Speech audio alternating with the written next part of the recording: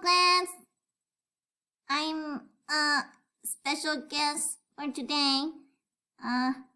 Because Miss Kong made a mistake and she's asking for forgiveness.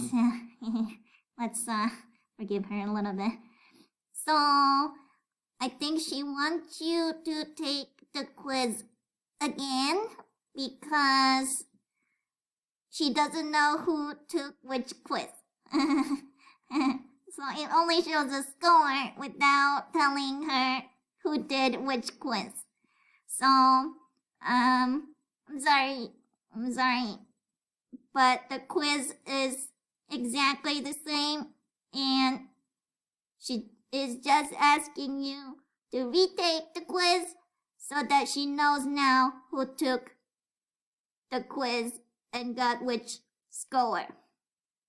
And if anybody knows Jerome, Miss Kang also likes to know that if he is keeping up with his work, because there was only one person who didn't take the quiz, and that person will not be named, but you know who you are.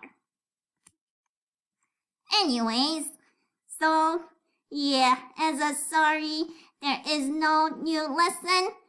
She just wants you to take it easy today and retake the quiz.